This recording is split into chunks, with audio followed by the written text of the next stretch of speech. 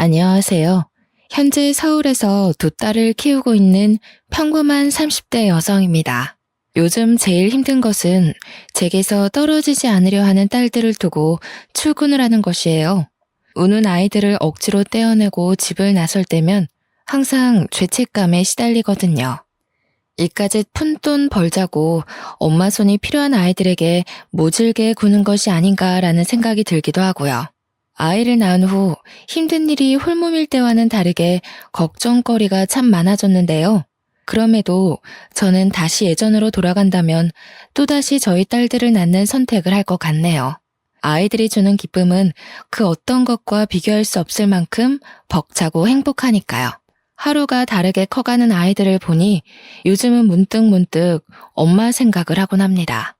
예전에는 어린 동생과 저를 놓고 집을 나간 엄마를 원망하곤 했는데요. 두 딸을 낳은 지금 돌이켜보니 피덩이 같은 자식들을 두고 갔을 어머니의 마음에 얼마나 큰 멍이 들었을지를 생각하니 가슴이 먹먹해지곤 하네요. 그래서 오늘 여러분들에게 어머니에 관한 저의 사연을 들려드리기로 결심하였어요. 이제는 가슴에 묻어두었던 어머니의 이야기를 훌훌 털어버려야겠다는 생각이 들었거든요. 그럼 지금부터 귀를 기울여 저의 이야기에 집중해 주시기 바라겠습니다. 저는 외과 의사로 일하시는 아버지 덕분에 제법 풍족한 유년 시절을 보냈어요. 대학병원에서 근무하시는 아버지께서는 밤낮을 가리지 않고 병원에 불려 나가기 일쑤였는데요. 그럼에도 아버지는 휴일만 되면 가족과 함께 시간을 보내려고 노력을 하셨어요. 이런 아버지의 노력 덕분에 저희 가족은 언제나 화목할 수 있었고요. 어머니 또한 아버지에게 잘해드리려 참 많은 노력을 하셨어요. 해가 닿던 새벽에 돌아오는 아버지가 편히 쉬실 수 있도록 잠자리를 정리해 놓는 것은 물론 밤잠을 줄여가며 아버지의 도시락까지 싸면서 말이에요. 하지만 이런 어머니의 노력을 모르는 주변 사람들은 사모님 자리를 꿰찬 어머니가 불려오라고 말을 하곤 했습니다. 아마 고졸의 간호조무사였던 어머니를 깔보고 무시한 것이겠죠. 그리고 어머니를 못마땅해 하는 사람 중 으뜸은 바로 친할머니였어요. 툭하면 집에 찾아오는 친할머니는 마음에 내키지 않는 일만 생기면 고아의 복도 없는 어머니가 시집을 온 탓에 일이 잘 안 풀리는 거라는 억지를 부리곤 하셨죠. 하지만 친할머니에게 아무리 모진 말을 들어도 어머니는 항상 꾹 참으셨네요. 못 배우고 부족한 주제에 완벽한 남편을 만났으니 이 정도 대가는 치러야 한다면서요. 그렇다고 아버지가 중간에서 가만히 있었던 것은 아니었어요. 아버지는 언제나 친할머니의 어머니 사이에서 중재자 역할을 하며 두 분의 사이를 좁히기 위해 무던히도 애를 쓰셨고요. 하지만 이런 아버지의 노력은 친할머니 앞에서는 별 쓸모가 없는 듯 보였습니다. 친할머니는 그냥 어머니의 존재 자체만으로도 치가 떨린다는 식으로 구셨거든요. 중학교에 올라간 제가 중간고사에서 꼴등에 가까운 점수를 받고 왔을 때는 친할머니께서는 어머니를 탓하셨어요. 머리 좋아 의사까지 된 우리 아들 밑에서 나온 애가 성적이 이 모양이라니. 아이고 내가 미치겠다 미치겠어. 애비가 아무리 똑똑하면 뭐하나. 정작 애를 품고 있어야 할 애미는 이렇게 멍청한데. 네 배에서 나온 애가 공부도 제대로 못하는 돌대가리일 줄 알았으면 너 며느리로 안 들였다. 다음부터는 애 공부하는 것도 꼼꼼하게 신경 쓸 테니 너무 화내지는 마세요. 어머니 연세도 있으신데 언성 높이시면 몸에 안 좋으세요. 시엠이 몸 생각하는 게 애 성적을 이렇게 받게 해? 너 같은 성에 차지도 않는 반푼이가 우리 집에 기어 들어오지만 않았어도 아마 10년은 더 장수했을 거다. 공부도 머리가 받쳐줘야 하는 거지. 아휴. 대대로 의사만 나온 집안에서 이딴 점수를 받아오다니 아주 가문의 수치가 따로 없구나. 딱 봐도 공부의 소질은커녕 가능성도 없어 보이니 네 딸도 대학 보낼 거 없이 고등학교만 졸업시키고 취업을 시키던 시집을 보내던 해라. 어머니의 잘못이 아닌 제가 공부를 안 해서라고 변명을 해보았지만 친할머니는 이미 어머니가 고졸인 탓에 제 성적이 좋지 않다고 결론을 내린 모양이었어요. 그 후 친할머니는 매번 집에 들릴 때마다 성적 이야기를 물어보며 어머니가 고졸인 것을 탓하셨습니다. 그런 일이 반복되자 꼭 성적을 잘 받아서 할머니의 코를 납작하게 해줘야겠다는 오기가 생기더군요. 그래서 이를 물고 악착같이 공부를 하기 시작한 것이고요. 다행히 노력은 배신하지 않는다는 말처럼 성적은 수직 상승하였고 어느 순간 보니 저의 성적은 전교권에 도달해 있었죠. 전교 1등을 하고 제일 좋았던 것은 더 이상 친할머니께서 성적 이야기가 나오면 어머니에게 시비를 걸지 않는다는 거였어요. 하지만 친할머니는 생각보다 더 독하고 악독한 사람이었죠. 성적이 오른 후 어머니에게 타박할 것이 사라지자 친할머니는 다른 방법으로 어머니를 괴롭히기 시작했거든요. 정정하시던 할아버지가 쓰러지신 후 집안의 분위기는 뒤숭숭하다 못해 침울하기 그지없었는데요. 할아버지의 병실에 방문한 날 친할머니께서는 어머니와 아버지를 앉혀놓고 충격적인 말을 꺼내셨습니다. 에휴, 우리 영감, 눈 감으면 집안에 돈 관리할 사람이 없는데 이 일을 어쩌면 좋을지 모르겠구나. 이럴 때 우리 아들을 꼭 닮은 똘똘한 손주 녀석이라도 한 명이 있었으면 마음이 놓였을 텐데. 아무리 우리 아들씨가 좋다고 해도 머리가 든 것도 없는 멍청한 애미에 빌려서 나온 손주 녀석 머리가 좋을리 만무한데 아주 걱정이구나. 어머니, 지연이도 있는데 왜 또 그런 말씀을 하세요? 제가 집사람 깎아내리는 말은 삼가해달라고 말씀드렸잖아요. 자식 앞에서 이렇게 체면을 깎아내리면 집사람이 뭐가 되겠어요? 아범 너도 배운 것 없이 몰상식한 것하고 결혼해서 예의도 까먹은 게야? 그게 아니면 어떻게 걱정돼서 푸념하는 애미 앞에서 그런 말을 할 수가 있어? 이제 결혼 좀 했다고 고생해서 키워준 애미는 눈에 보이지도 않는다 이거냐? 금이야 오기야 키운 아범, 네가 볼품없는 청껏하고 결혼한 것도 우라통이 터져 죽겠는데 이런 식으로 무시까지 당하고 아무래도 내가 말년복이 없는 모양이다.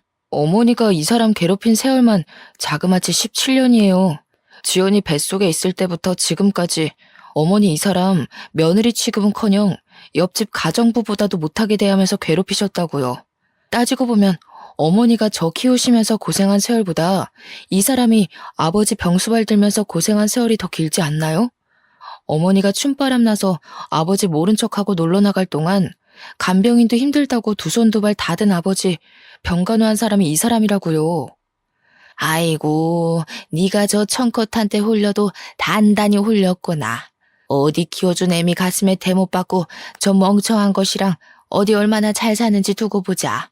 덧붙여 친할머니께서는 이혼을 하지 않는 이상 할아버지가 남기신 모든 재산을 사회에 환원해버리겠다고 으름장까지 놓으셨어요. 그 말을 들은 아버지께서는 그까짓 재산 안 받으면 그만이라며 친할머니와 절연을 선언한 후 집으로 돌아오셨고요. 하지만 아버지가 절연 선언을 하셨다고 어머니의 생활이 편해진 것은 아니었습니다. 친할머니께서는 아버지가 없는 시간에 맞춰 집으로 찾아오며 전보다 더 심하게 어머니를 괴롭히셨거든요. 남편까지 지 입맛대로 구워 삼고 맹탕인 줄 알았던 네가 이 시애미를 아주 제대로 가지고 놀았구나. 우리 대단하신 고졸 며느님 그동안 시퍼렇게 눈 뜨고 있는 시애미 앞에서 발톱 숨기느라 얼마나 힘드셨을지 생각하니 내가 아주 눈물이 다 나는구나. 순진한 척 발밑으로 발톱 숨기고 있는 걸 알았으면 진작 그 발톱 기도 못벽에 깎아서 버렸을 텐데. 너도 나랑 입씨름하는 거 징글 맞을 테니 내가 본론만 얘기하마. 이제 그만 아범이랑 갈라서라. 가진 거 하나 없는 고아 주제에 지금까지 우리 아범 덕분에 사모님 소리 들으면서 호의호식했으면 이제 은혜를 갚아야지. 지연이도 있는데 이혼이라뇨. 어머니, 그게 무슨 말씀이세요? 쓸모도 없는 기집애 가지고 우리 아들 발목을 잡으려는 속셈인가 본데 어림도 없지. 이번에 중매쟁이한테 물어보니 서울의 땅이며 건물이며 싹 쓸어 모은 집 딸내미가 우리 아들이랑 만나보고 싶다더구나. 나는 이번에야말로 우리 아들한테 딱 어울리는 며느리 맞을 테니 너는 그 쓸모없는 딸년 데리고 집 나갈 준비나 해라. 친할머니께서는 거의 통보하다시피 어머니에게 이혼할 것을 강요하셨고 계속되는 친할머니의 괴롭힘에 결국 어머니는 아버지에게 모든 것을 털어놓으셨죠. 이야기를 듣고 속상해하시던 아버지께서는 직접 친할머니를 찾아갔고요. 집으로 돌아온 아버지께서는 집 비밀번호도 바꾸었으니 다시는 친할머니에게 문을 열어주지 말라고 어머니와 저에게 당부를 하셨는데요. 어머니를 위해서 친할머니에게 강경하게 대응하는 아버지의 모습이 새삼 멋있더군요. 아무리 아내가 중요하다고 해도 낳아주고 키워준 어머니를 저버리는 건 쉬운 일이 아니잖아요. 아버지가 직접 나선 후 친할머니는 전처럼 집에 찾아오지도 어머니에게 전화를 하지도 않으셨습니다. 안정을 찾아서인지 어머니의 안색 또한 나날이 좋아졌고요. 그리고 평화로운 나날을 보내던 중 저희 가족에게는 좋은 소식이 들려오게 되었어요. 어머니께서 43살에 그토록 바라던 아들을 임신하게 된 것이었죠. 임신 사실을 안 날부터 안정기에 접어들 때까지 어머니께서는 모든 것을 조심하려고 애쓰셨어요. 안정기에 접어든 후에도 언제나 뱃속의 동생을 먼저 생각하기 위해 노력하셨고요. 2개월이 되던 날 어머니께서는 아버지에게 먼저 할머니 댁에 가자고 제안을 하셨는데요. 아버지께서는 극구 반대를 하셨어요. 작은 것 하나에도 꼬투리를 잡아 어머니를 괴롭히시는 친할머니의 성정을 그 누구보다 아셨거든요. 하지만 어머니께서는 아무리 그래도 임신 소식은 알려야 되지 않겠냐며 아버지를 설득하셨습니다. 어머니의 말에 아버지는 못 이기는 척 친할머니에게 임신 소식을 전하게 되었죠. 그토록 바라던 손자를 봐서인지 친할머니께서는 그 전과 달리 조심스러운 태도로 어머니를 대하시더군요. 어머니께서는 40이 넘은 나이에 찾아온 뱃속의 동생을 참 예뻐하셨지만 나이가 있는지라 체력적으로 참 많이 힘들어하셨어요. 그리고 엎친 데 덮친 격으로 저 또한 대학교로 인해 서울로 가야 하는 상황이라 심적으로 더욱 힘들어하셨죠. 마음이 여린 어머니께서 말씀을 하지는 않으셨지만 저에게 의지를 많이 하셨거든요. 아무 연고도 없는 서울에 올라온 후 가장 먼저 든 걱정거리는 바로 어머니였네요. 아무리 아버지가 있다고 해도 친할머니께서 다시 어머니를 괴롭혀오면 홀몸도 아닌 어머니께서는 그저 당하고 있을 수밖에 없는 거잖아요. 서울의 광경에 고삐가 풀린 것처럼 놀러 다니는 동기들은 어머니에게 꼬박꼬박 전화를 하는 저에게 괜한 걱정을 한다며 핀잔을 주었는데요. 항상 마음을 무겁게 하던 어머니에 대한 걱정은 어느새 현실로 다가와 있더라고요. 잠을 자려고 누운 늦은 밤, 아버지께서는 진통을 겪고 있던 어머니가 응급실에 갔다며 전화를 하셨습니다. 전화를 받자마자 당장 택시를 잡아 어머니가 계신 산부인과로 향하게 되었고요. 병원에 도착하니 그 앞에는 친할머니만 앉아 있었어요. 친할머니가 말하길 아버지는 갑작스러운 수술이 잡혀 오지 못하셨다고 하더군요. 자리에 앉아서 기다리려고 했지만 어머니에 대한 걱정 때문인지 계속해서 수술실 앞을 서성일 수밖에 없었습니다. 어머니께서는 예정일보다 2달이나 빨리 진통을 겪으셨거든요. 몇 시간이 흘렀을까? 수술실에서 나온 의사는 아무래도 어머니의 상태가 좋지 않아 당장 수술을 해야 할 것 같다는 말을 했는데요. 수술이란 이야기를 듣자 친할머니께서는 무조건 자연분만을 해야 한다며 펄쩍 뛰셨어요. 그 모습을 보자 서러움이 온몸으로 느껴졌습니다. 지금까지 친할머니께서 어머니를 못마땅해 하던 것은 알고 있었지만 어머니의 상태가 좋지 않은 상황에서도 어머니를 신경 쓰지 않을 줄은 몰랐거든요.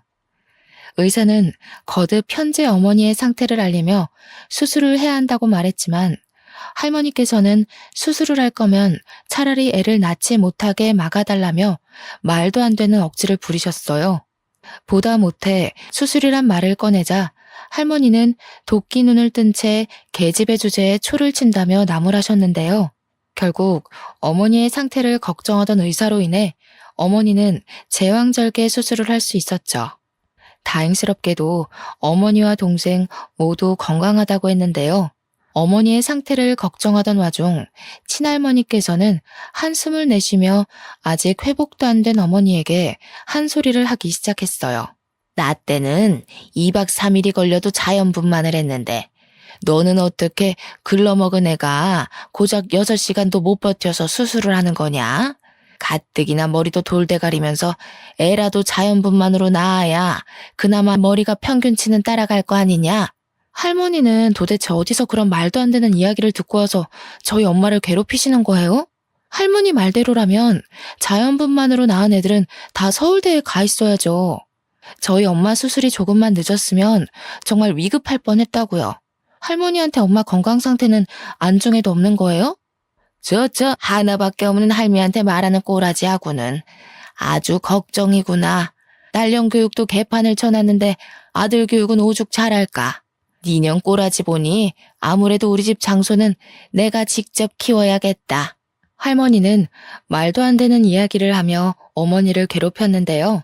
수술이 끝난 후 뒤늦게 산부인과에 도착한 아버지께서는 아무 말도 없이 친할머니를 병실에서 내보내셨습니다. 아직 마취가 깨지 않은 어머니께서 충분히 휴식을 취해야 한다면서요. 아버지께서는 수술로 인해 어머니의 곁을 지키지 못한 자신을 탓하며 어머니에게 사과를 하시라고요. 지금까지 바쁘다는 이유로 할머니에게서 제대로 지켜주지 못했다면서요. 어머니께서는 괜찮다고 말씀하셨지만 아버지께서는 친할머니에게 모진 말을 듣는 어머니가 안쓰러웠던 모양이었어요. 신생아실에 있는 동생을 보고 병실로 올라가는 길에 아버지에게 수술실 앞에서 있었던 일을 모두 말씀드렸는데요. 심각한 표정으로 모든 이야기를 듣고 계시던 아버지께서는 그 다음날 바로 대학병원에 사표를 던지고 오시더군요. 그리고 저희 가족들에게 서울로 이사를 갈 거니 준비를 하라는 말을 했죠. 더 이상 친할머니가 어머니를 괴롭히지 못하게 하려는 모양이었어요. 그렇게 저희 가족은 서울에서 새로운 삶을 시작하게 되었네요. 서울로 올라온 후 아버지께서는 개인 병원을 차리게 되셨습니다. 처음에는 장사가 잘 되지 않을까 걱정을 하기도 했지만 대학병원에서 솜씨 좋기로 유명하던 아버지의 실력을 귀동냥한 사람들은 모두 아버지를 찾기 바빴고 더불어 아버지는 과잉 진료 없이 늘 친절하게 환자를 대해주셨기 때문에 아버지의 병원은 한가할 날이 없었죠. 어머니 또한 서울살이에 잘 적응하셨고요. 아마도 친할머니가 없어서인 듯 싶었습니다. 가족이 서울로 올라온 후 친할머니께서는 종종 아버지에게 연락을 하셨어요. 하지만 아버지께서는 친할머니의 전화는커녕 문자도 받지 않으셨습니다. 그러자 친할머니께서는 손녀 취급은커녕 옆집 아이보다도 못하게 대하던 저에게 전화를 하셨죠. 아버지께서는 절대 받지 말라고 하셨지만 제가 전화를 받지 않는다면 친할머니께서는 어머니에게 전화할 가능성이 다분했는걸요. 목소리만 들어도 친할머니께서는 전과는 많이 달라지신 게 느껴졌어요. 아마도 아버지께서 정말 절연을 하고 서울로 올라갈 줄은 몰랐던 모양이었습니다. 친할머니께서는 자신이 정말 많이 반성했다면서 다시 지방으로 돌아오라고 말씀을 하셨는데요. 어머니뿐만 아니라 아버지 또한 서울 생활에 만족을 하고 있었기에 절대 내려갈 생각이 없다고 말을 하게 되었죠. 하루가 다르게 커가는 늦둥이 동생의 재롱을 보며 시간을 보내던 중 아버지께서는 한 사람을 집에 데리고 오셨어요. 아버지가 후배라고 소개한 여자의 얼굴을 보는 순간 깜짝 놀라지 않을 수 없었고요. 아버지의 후배는 어머니의 수술을 맡았던 산부인과 의사였거든요. 알고 보니 아버지께서 의사에게 어머니를 봐달라고 부탁을 하신 모양이었어요. 어머니께서는 집으로 놀러온 의사에게 극진히 대접을 하며 그때의 일을 감사하며 인사를 하셨습니다.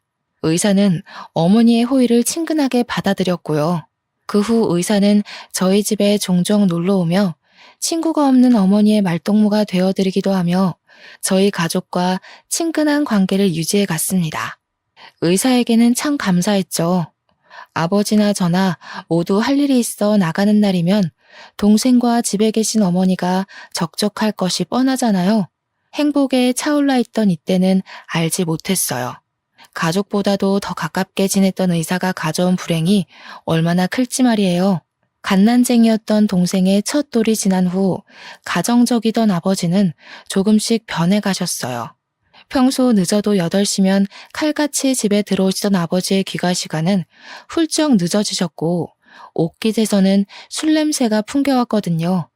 처음에는 그동안 고생하신 아버지의 단순한 일탈이라고 생각했는데요. 과외 아르바이트로 인해 귀가 시간이 늦어진 날, 우연히 의사에게 안기다시피 집으로 향한 아버지의 모습을 보게 되었죠. 그걸 보니 확신이 들었어요. 아버지가 의사와 바람을 피고 있다는 걸 말이에요. 당장 어머니에게 말하고 싶은 마음이 굴뚝 같았지만 아버지의 바람 사실을 알았다가는 마음이 여린 어머니께서는 그 충격을 감당하지 못할 것이 뻔했어요. 그리고 경고를 하면 가정적인 아버지께서는 분명 어머니의 곁으로 돌아올 거라고 생각을 했는데요. 경고를 드린 이후에도 아버지의 행동에는 변화가 없었네요. 오히려 보란 듯이 귀가 시간이 더 늦어지기까지 했는걸요. 그래서 참다 못해 결국 어머니에게 아버지와 의사의 불륜 사실을 털어놓게 된 것이고요. 화를 내거나 울어도 모자랄 판에 어머니께서는 담담한 표정으로 비밀로 묻어두자는 말씀을 하셨어요. 어머니에게는 다른 가족들이 있는 것도 아니니 바람을 피웠다고 이혼을 하거나 친하게 지내던 의사를 벌하고 싶지는 않았던 것이 분명했죠. 하지만 어머니의 그런 착한 마음과는 다르게 저는 절대 아버지의 의사를 용서할 수 없었네요. 의사는 100번 생각해서 넘어간다고 해도 가장 가까운 곳에서 어머니가 얼마나 고생했는지 지켜본 아버지는 어머니를 두고 다른 여자와 바람을 피면 안 되는 거잖아요. 하물며 모르는 사람도 아닌 가족과 친밀하게 지내던 의사와 눈이 맞다뇨. 두 사람이 어떤 계기로 눈이 맞았는지는 모르겠지만 절대로 용서할 수 없었어요. 그래서 당장 의사가 일하고 있는 산부인과로 찾아갔죠. 의사를 마주하고 제일 먼저 아버지와의 사이를 추궁했는데요. 의사는 이런 상황을 예상하기라도 한 듯 아버지와 아무 사이도 아니라며 딱 잡아떼더군요. 가정도 있는 남자 끼고 도는 걸 보니 공부는 많이 했어도 도덕관념은 부족하셨나 봐요. 남의 남자 뺏으면 안 된다는 쉬운 일도 몰라서 친하게 지내던 부부 사이 파탄 내는 거 보면요. 다른 사람도 아니고 어떻게 이모가 저희 엄마한테 그럴 수가 있으세요? 저희 엄마 지난 수십 년 동안 할머니한테 시집살이 당하다가 이제 안정 찾으셨어요. 엄마가 얼마나 시집살이를 심하게 당했는지 수술실 앞에서 할머니 행동 보셨으니 이모도 잘 아실 거 아니에요. 선배랑 같이 몇 번 술 먹은 건 사실이지만 네가 생각하는 그런 사이 아니니까 오해하지는 않았으면 좋겠어. 그래도 오해할 만한 행동한 건 내 잘못이니까 너랑 언니한테 사과는 할게. 가정 있고 가정 있는 남자랑 밤 늦게 술 먹는 건 오해할 만한 행동이 아니라 그냥 바람난 거예요. 배울 만큼 배우신 분이 그걸 모르세요? 제가 이모 병원에 찾아온 게 이번이 마지막 일이었으면 좋겠으니 그냥 솔직하게 말씀드릴게요. 앞으로는 사적이던 공적이던 저희 아빠 만나지 마세요. 저희 집에 오지도 마시고요. 의사에게 경고를 하고 나오는데 손발이 다 떨리더군요. 의사가 아버지와 아무 사이가 아니었다고 딱 잡아뗄 줄은 몰랐거든요. 아버지와 불륜을 저질렀으면서도 뻔뻔하게 딱 잡아떼던 의사의 모습은 오랫동안 잊혀지지 않고 문득문득 떠오르며 머릿속을 어지럽게 했어요. 이런 일을 겪다 보니 마음 여린 어머니가 뻔뻔하게 그지없는 의사를 상대하지 않은 것이 참 다행이라는 생각이 들었죠. 그래도 최소한의 양심은 있었는지 의사는 그 후 아버지를 만나지 않은 듯 했습니다. 다시 집으로 돌아오신 아버지께서는 전처럼 가정적인 아버지의 역할에 충실하셨어요. 화목해 보이는 가족의 모습을 보며 드디어 우리 가족의 곁에도 행복이 오랫동안 머물 공간이 생겼구나 생각하며 안도를 했죠. 그런데 이 모든 것은 큰 착각이었네요. 아버지와 어머니께서는 정확히 한 달 후 이혼을 하셨거든요. 아버지와 이혼 선언을 한 후 캐리어에 옷가지를 넣는 어머니의 모습은 비현실적일 만큼 믿을 수 없었어요. 모든 것이 다 거짓말 같았죠. 어떻게든 어머니를 잡으려 애썼지만 어머니는 나가기로 마음을 굳힌 사람처럼 확고해 보였어요. 평소 여리고 눈물 많은 어머니와 짐을 싸는 어머니가 동일 인물일까 하는 의구심이 들 정도로 어머니는 그만큼 아버지와 이혼을 해야겠다는 의지를 불태우고 계셨습니다. 아버지에게도 전화를 해 어머니와 이혼을 하지 말라고 애원을 해보았지만 아버지는 어른들의 일이니 끼어들지 말라는 말만 할 뿐이었는걸요. 이혼을 부부의 일이니 끼어들지 말라는 아버지도 아직 옹알이도 제대로 못하는 어린 동생을 두고 떠나려는 어머니도 저는 도저히 이해할 수가 없었어요. 그래서 여행 가방을 가지고 나가려는 어머니의 바지가랑이를 붙잡은 것이고요. 눈물이며 콧물을 있는 대로 쏟으며 어머니를 잡으며 이혼을 하지 않으면 안 되냐고 빌었는데요. 어머니께서는 한숨을 푹 내쉬며 구겨진 바짓단을 정리하시더군요. 한평생 네 할머니한테 시집살이 당한 걸로도 모자라. 늙음하게 애까지 낳아서 키우는 게 어디 쉬운 일인 줄 아니? 네가 보기엔 엄마가 책임감 없이 도망간다고 생각할 수도 있고 어린 네 동생 떼어놓고 나가는 게 이기적이라고 생각할 수도 있겠지만 엄마는 이제 너무 지쳤어. 아빠가 변했듯이 엄마도 그런 거라고 생각해줬으면 좋겠다. 엄마도 이제 편하게 좀 살고 싶어. 어떻게든 어머니가 나가는 것을 막으려 했지만 혼자의 힘으로는 역부족이었습니다. 닫혀가는 현관문 사이로 사라져가는 어머니의 모습을 보자 그동안 혼자서 얼마나 속이 타들어갔기에 갓난쟁이 동생까지 두고 사라지는 걸까라는 생각이 들더군요. 힘들었다는 어머니의 말을 듣고 보니 저는 참 나쁜 딸이었어요. 단순히 친할머니의 시집살이가 사라졌으니 어머니 인생은 이제 편할 거라며 안일하게 생각했거든요. 어머니가 집을 나선 후 유명하다는 이혼 변호사를 섭외한 할머니 때문에 어머니와 아버지의 이혼은 일사천리로 해결이 되었어요. 두 분이 헤어진 후에야 알겠더라고요. 어머니의 존재가 얼마나 소중했는지 말이에요. 어머니가 없는 집은 전과는 비교도 할 수 없을 정도로 썰렁했어요. 훈훈한 기운이 없는 집에서 제일 걱정이 되는 것은 동생이었죠. 가족 중에서 어머니의 빈자리를 제일 많이 느끼는 것은 아직 어린 동생일 게 뻔했으니까요. 동생은 어머니의 빈자리를 아는 것처럼 시도 때도 없이 울음을 터뜨렸어요. 전문적인 육아 도우미들이 혀를 내두를 정도로 동생은 시도 때도 없이 보채고 칭얼거렸고요. 어머니의 빈자리를 그리워하는 동생 때문인지 아버지께서는 재혼을 서두르셨는데요. 그 상대가 참 기가 막혔네요. 상대는 다름 아닌 어머니와 아버지를 이혼시킨 장본인인 의사였거든요. 두 사람의 재혼을 막기 위해 의사의 산부인과로 찾아가 행패를 부리고 아버지를 찾아가 따지기도 해보았지만 소용없었어요. 결국 그토록 증오하던 의사는 새어머니가 되었죠. 새어머니의 집안은 대대로 의사로 일을 했기에 친할머니는 그 어느 때보다 기뻐하며 새어머니를 맞이했습니다. 집으로 들어온 후 새어머니는 다니던 병원에 휴직 신청까지 하며 동생을 돌보는 데 전념했어요. 새어머니의 노력 덕분에 동생 점점 안정을 찾아갔고요. 그런데 새어머니가 가정에 충실하도록 어머니를 밀어내고 본처 자리를 차지한 새어머니가 참 미워졌네요. 주변 사람들이 말하길 아무리 고통스러운 현실도 시간이 지나면 잊혀진다고 했는데요. 어째서인지 새어머니에 대한 미움은 아무리 많은 시간이 지나도 지워지지 않더군요. 초등학교에 들어간 동생은 새어머니를 친어머니처럼 따르며 살았죠. 그런 동생의 모습을 보자 어머니가 그리워 견딜 수가 없었고요. 아버지와 이혼을 한 후 해외로 나간 어머니께서는 가끔 편지만 보내올 뿐 한 번도 동생과 저를 만나러 오지도 않았거든요.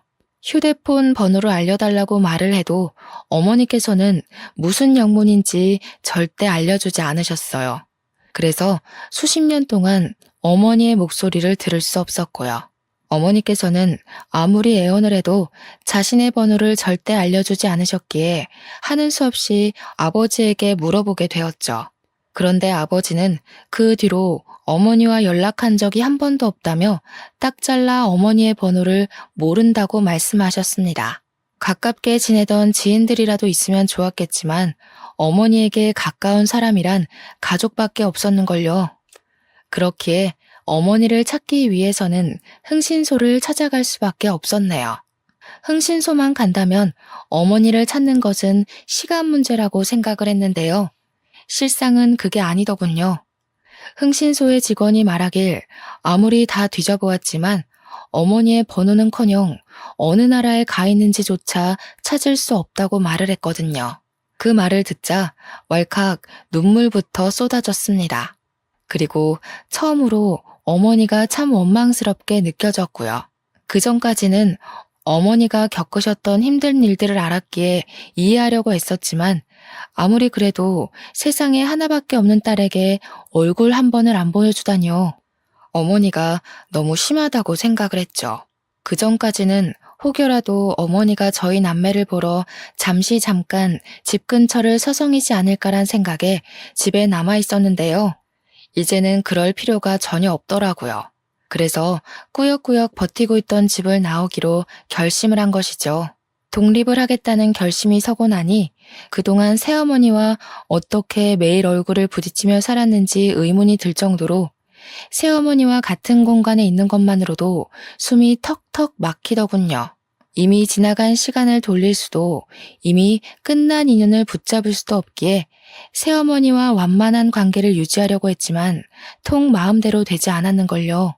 아무리 현재 동생과 아버지에게 잘한다고 한들 새어머니가 가정을 깨트린 내연녀라는 사실은 변함이 없는 거잖아요. 그래서 술을 진탕 마신 날 새어머니에게 행패를 부리게 된 것이고요. 당신만 아니었으면 우리 엄마가 피덩이 같은 동생을 버리고 다른 나라로 갈 일도 없었을 텐데 아무리 용서를 하고 잘 지내보려고 해도 나는 잘 살고 있던 우리 가정을 깨트린 당신을 용서할 수가 없어.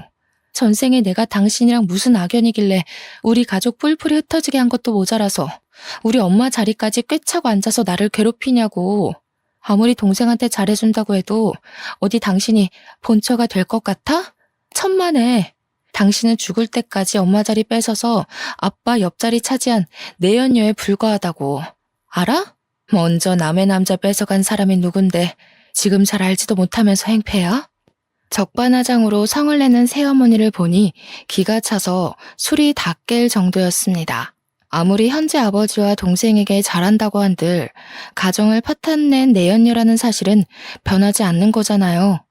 자신의 잘못은 땅바닥에 고이 묻어둔 채 본처 행세를 하는 새어머니를 보니 역시 사람의 본성은 아무리 시간이 지나도 변하지 않는다는 사실을 다시 한번 깨닫게 되었네요.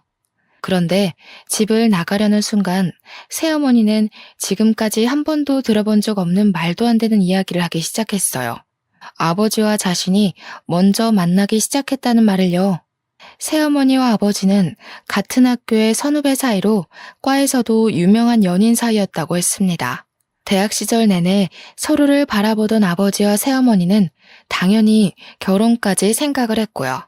하지만 결혼을 약속한 후 아버지와 새어머니는 바쁜 환경 탓에 다툼을 했고 그로 인해 갈등의 골이 깊어져 헤어지기까지 했다고 해요.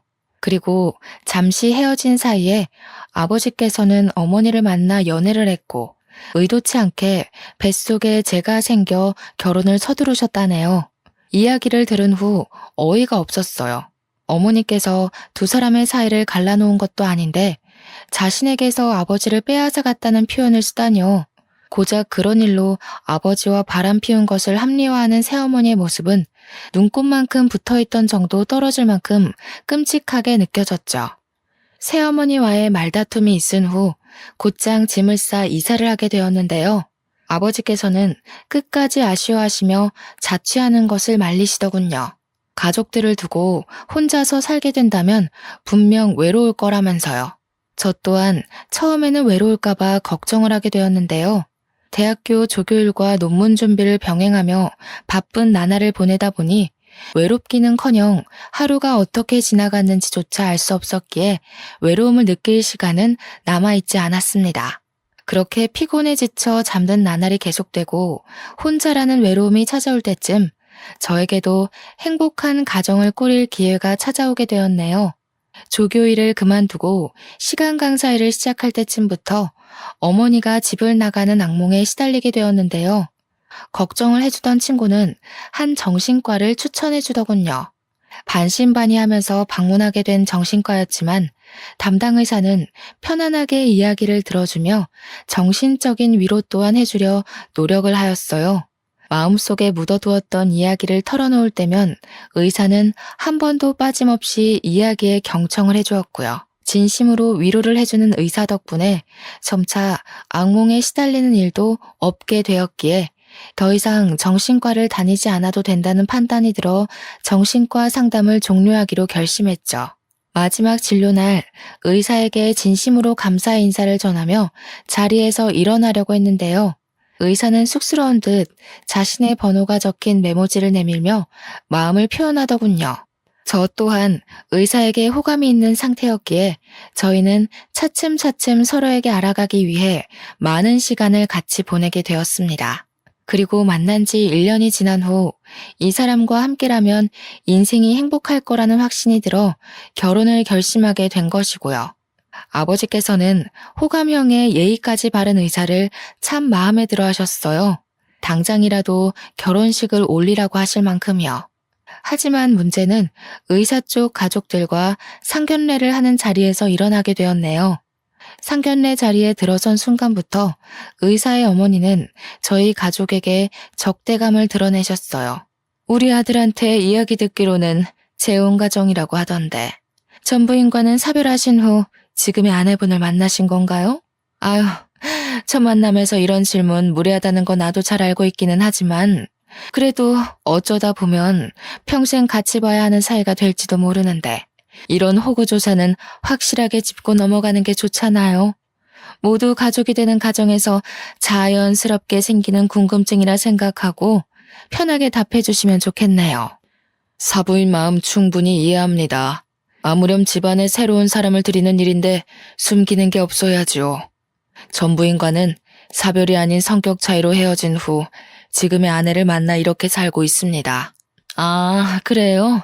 에휴, 우리 아들 말로는 우리 새아가가 가정교육을 착실하게 받아서 어른 섬길 줄도 알고 예의도 바르다고 하던데 그럼 그건 이혼하신 전 부인께서 교육을 아주 잘 시켜서 그런 건가 보네요?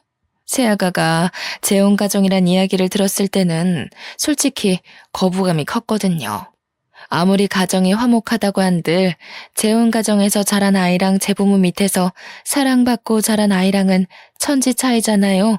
뭐가 됐든 근본이 중요하기도 하고.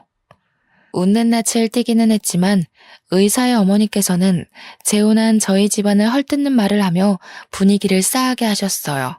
아버지께서는 혹여 하나뿐인 딸이 예비 시부모에게 트집이라도 잡힐까 어떻게든 분위기를 띄워보려고 했지만 솔직히 기분이 좋지는 않더군요.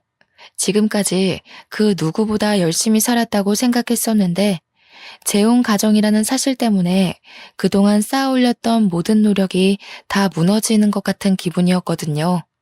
상견례가 끝난 후 새어머니께서는 넌지시 이 결혼을 하지 않으면 안 되겠냐 물어보셨어요. 결혼을 하면 너무 고생을 할 것 같다면서요. 이야기 한번 해본 적 없는 서먹한 사이에 이런 이야기를 한다는 것부터 예비 신랑의 어머니가 얼마나 성격이 안 좋은지를 알려주었지만 그럼에도 결혼을 포기할 수는 없었네요. 예비 신랑이 아니라면 진심을 담은 사랑을 베풀어주는 남자를 만나지 못할 것 같았거든요. 결혼 준비하는 과정에서도 새어머니는 몇 번이나 결혼을 다시 생각해보라며 권유하셨지만 이미 마음속에는 신랑과 결혼해야 한다는 생각이 가득 찼기에 새어머니의 제안을 거절했죠. 그 후로는 새어머니도 포기하셨는지 결혼 준비를 하는 과정을 옆에서 지켜보셨고 저는 우여곡절 끝에 의사와 결혼식을 올리게 되었네요.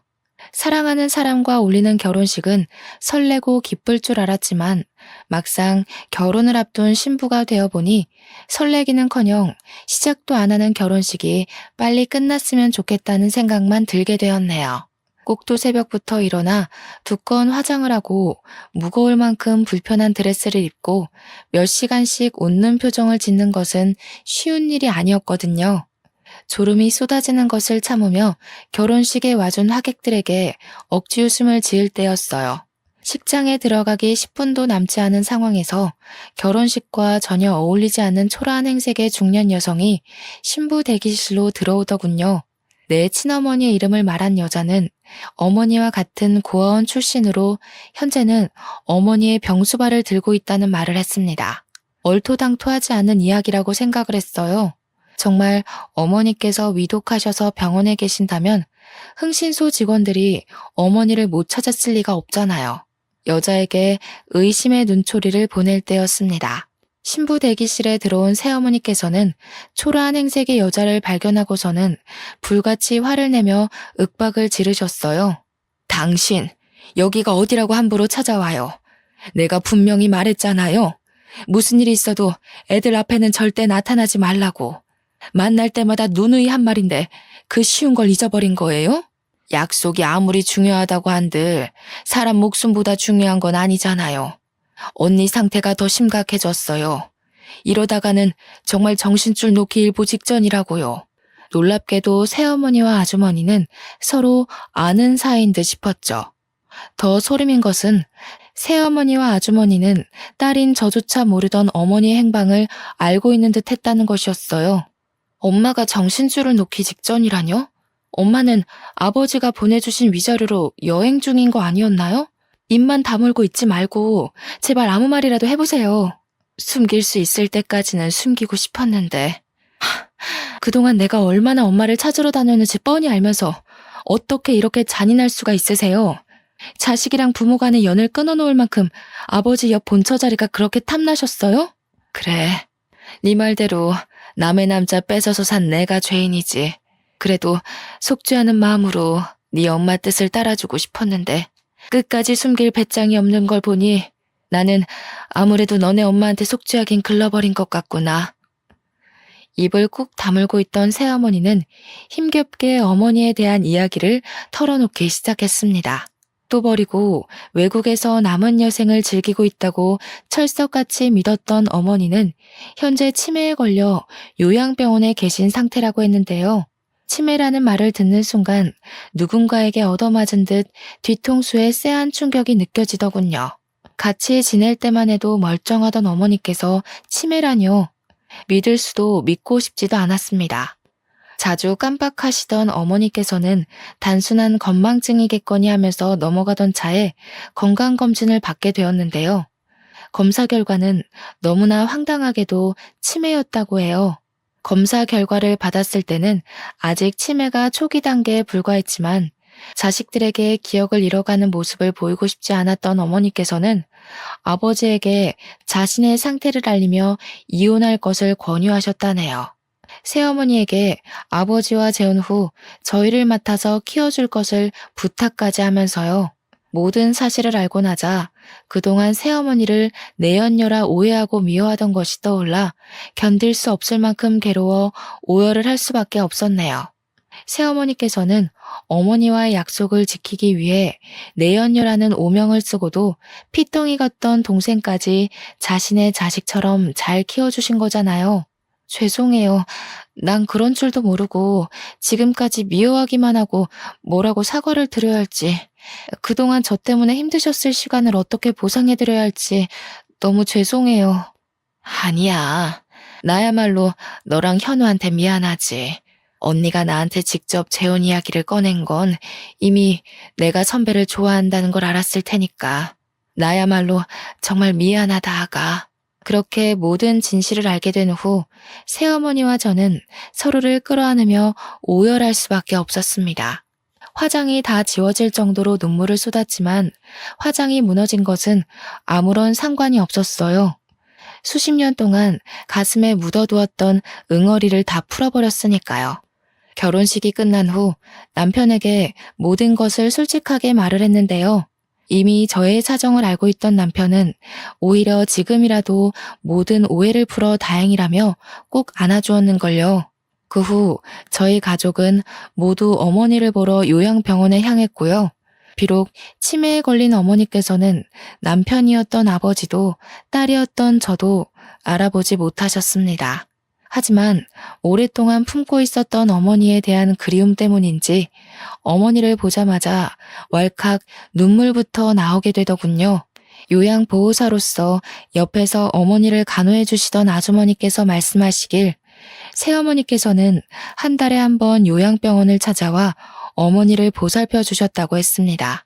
아주머니의 말을 들으니 분명 늦기는 했지만 이제부터라도 새어머니에게 잘해드려야겠다고 생각을 하게 되었네요.